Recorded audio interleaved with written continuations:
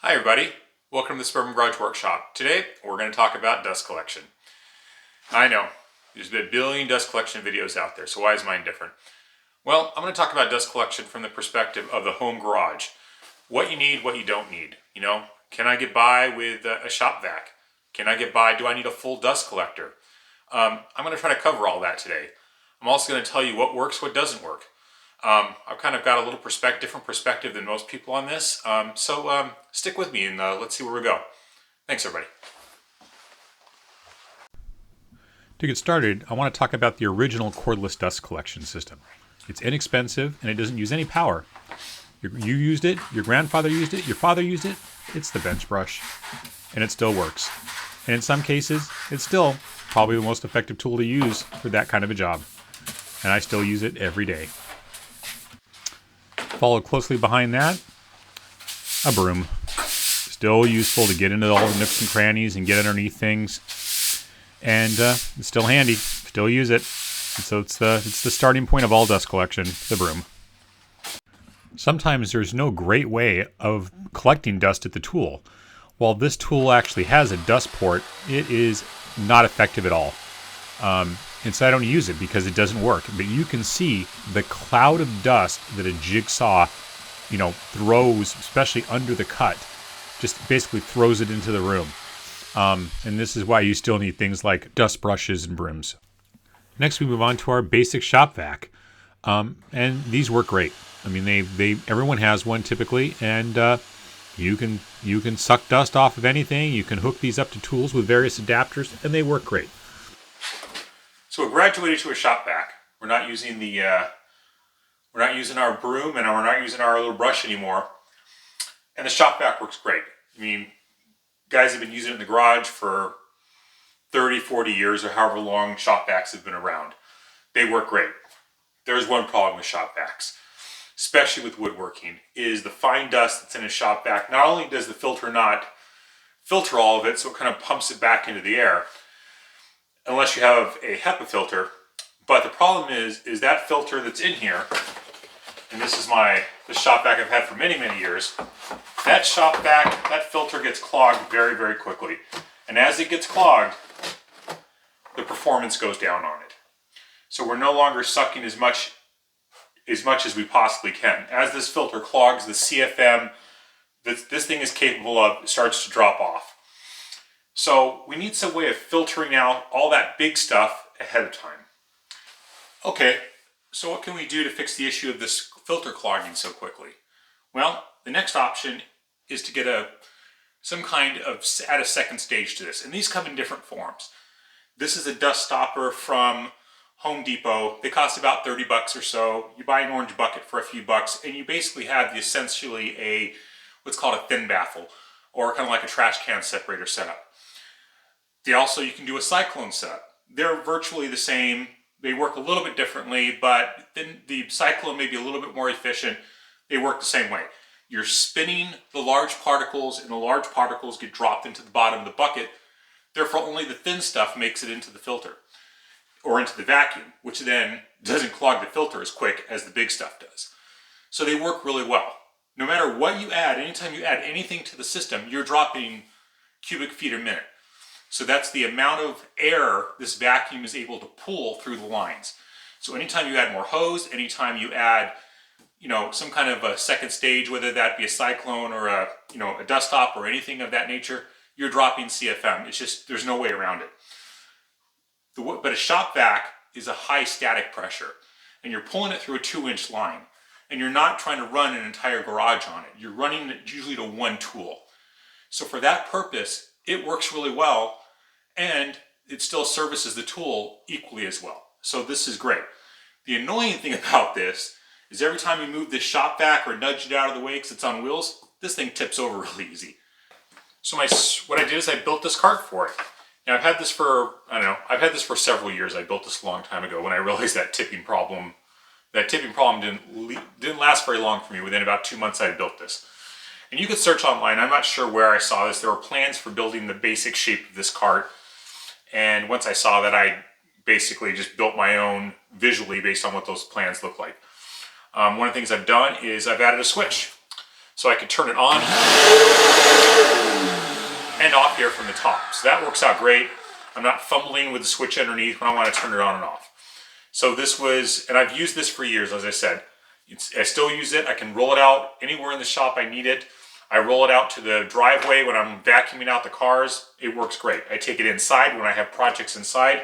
This is kind of my all-purpose dust collection built around a shop vac, and it works great.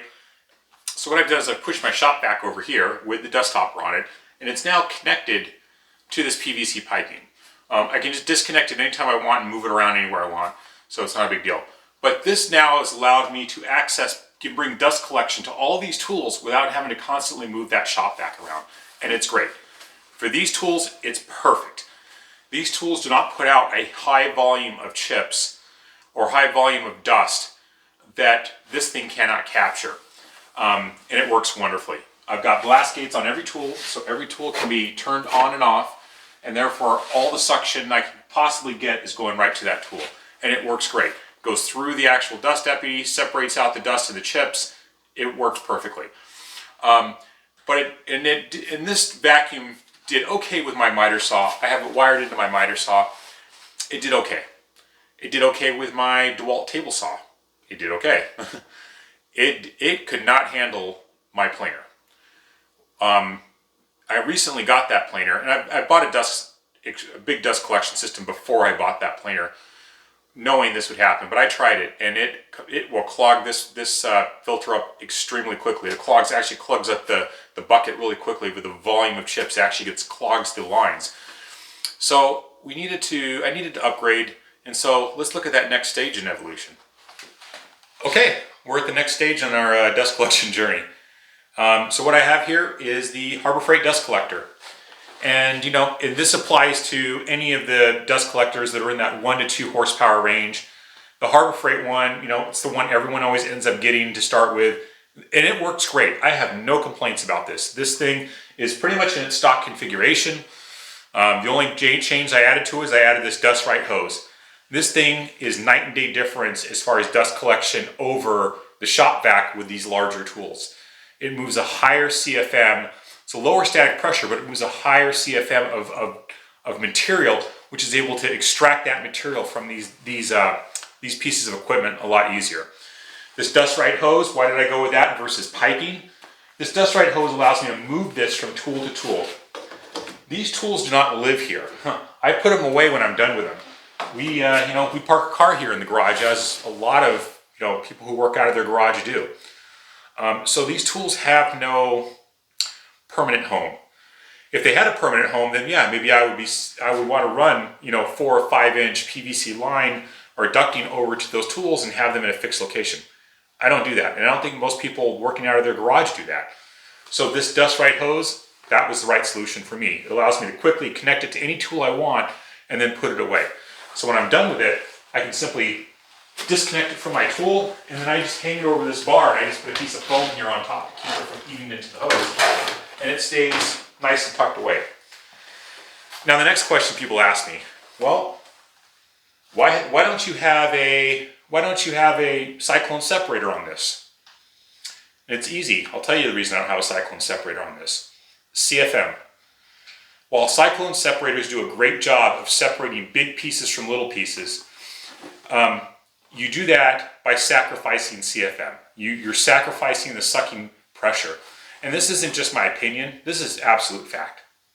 But I'm going to do an upgrade on this that I think is going to be a better upgrade. Now, if I was doing this where I was running, board feet after board feet of board feet through the planer and generating a high volume of sawdust and chips and shavings and things of that nature, then for me, that would outweigh the CFM, and I probably would go with a separator, because then I'm not putting that volume of material into the bag. I'm not running that volume of high, big pieces like big shavings through the impeller on the machine. I don't do that kind of woodworking. I'm not hogging off huge pieces on the planer. I'm shaving a 1/16 inch, a 32nd of an inch off that planer through each pass. It's creating very small, thin shavings.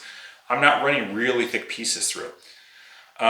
So I don't need that Cyclone Separator or trash can separator or thin baffle separator, whatever. I don't need that second stage in the front of this.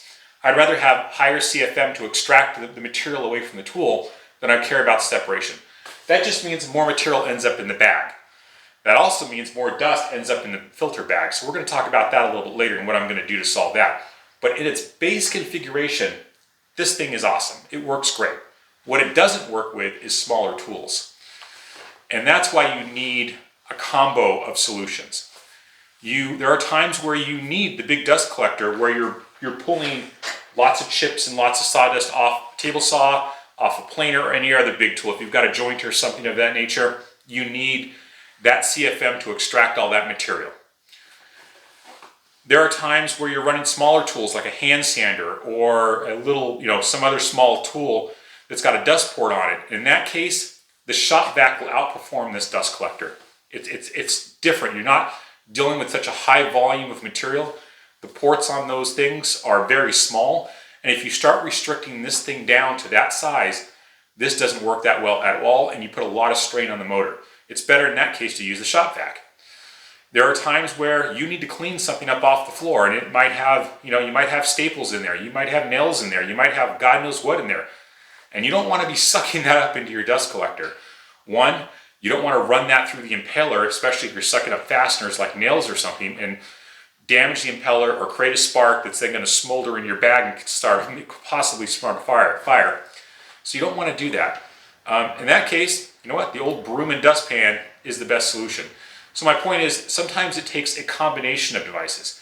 And if you look at any shop, you'll see that. Any big shop, they've got a dust collector. They've got a Shopback or a Festool dust extractor or something smaller in that category.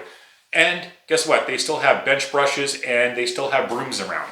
They use all three, and that's my point. This isn't going to solve all your dust collection needs. It's a combination of things that you use, and you match the collector to the tool to the purpose. And that's what I'm getting at.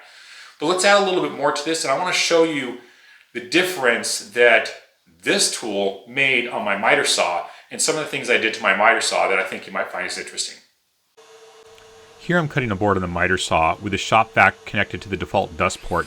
And you'll see it's throwing up a cloud of dust because there's nothing catching all the dust that's being thrown through the slot in the fence there. So my next improvement was I built this little wooden box. This box basically encloses all the space behind the fence, and here you can see it's got its own dust connection, and I'm using a Y off of the Shopback. And it does an admirable job. It collects a lot of the dust, way more dust than not having this here. But I think we can do even better. Okay, here I've made one change. We're still using the same box, the same hoses, but instead of using a Y to the Shopback, I'm now running a Y to the actual dust collector. Let's see how that does. This produces far less dust. Most of the dust is sucked in. This works really, really well.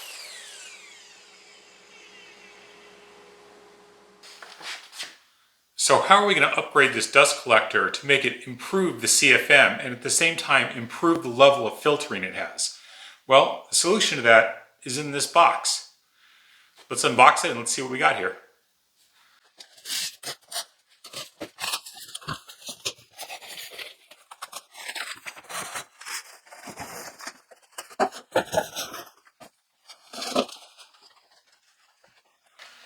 So what we have here, this is the Wynn environmental filter. I've got it upside down right now, but this is the Wynn environmental filter. And if you look in here, look at the number of pleats this has. So what this has is, I don't even know exponentially how many, but the surface area of this bag is what you see. It's just the outside edge of this bag. That's the filter medium. This is a pleated filter, much like you have on a car. So each of those pleats is surface area. So this has a tremendous amount more surface area than this bag. On top of that, this is a nano filter. So it's going to filter down to much smaller particles than this old bag could ever do.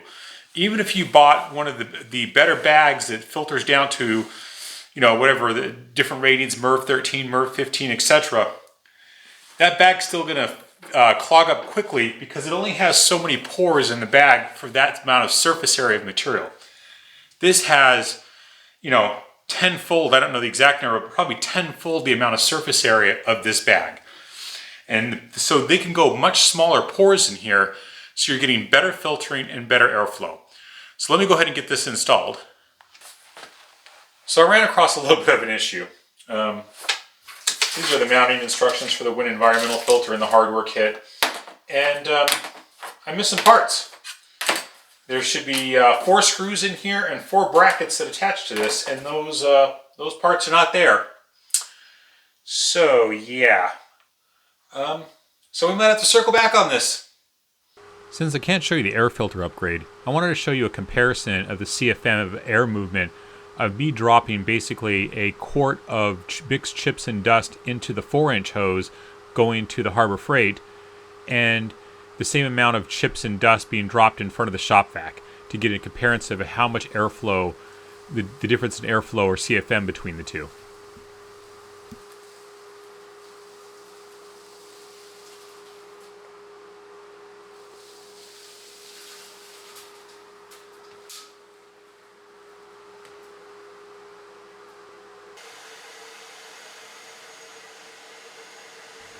You could see the actual shop vac isn't able to pull the volume of air through the hose, and that volume of air is what moves dust and chips.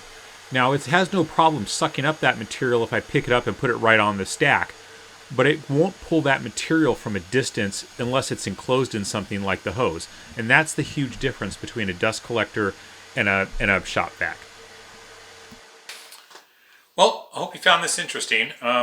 Like I said, this wasn't meant to be a scientific study of dust collection. This is kind of, for me, is practical dust collection. This is what I use in my suburban garage workshop. But like I said, it's you should absolutely purchase the best dust collection that you can afford. Your lungs will thank you for it in the long run. But like I said, you don't have to sit there and go, I can't start woodworking because I can't afford a 3 horsepower, dust collector that runs on 220 with a big Cyclone. You don't need all that. You really don't. Start small. Start with a shop vac. If you can afford the Festool one, buy the Festool one. It'll service you well. If you can't, buy a regular shop vac. Buy this dust stopper, or buy any kind of Cyclone Separator. It'll service you very, very well. You'll get good use out of it. And when you move up to the bigger tools, when you move up to a planer, when you move up to a bigger table saw, then start looking at the Harbor Freight dust collector. You're going to use both.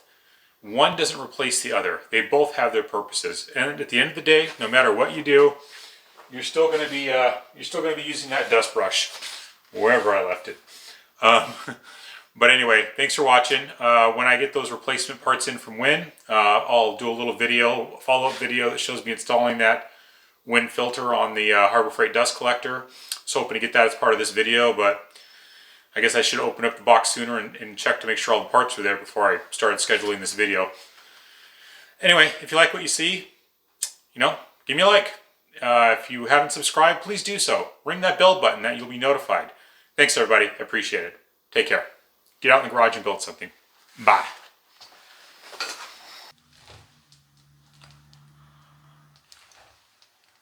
Hopefully, let's see how ridiculous this looks.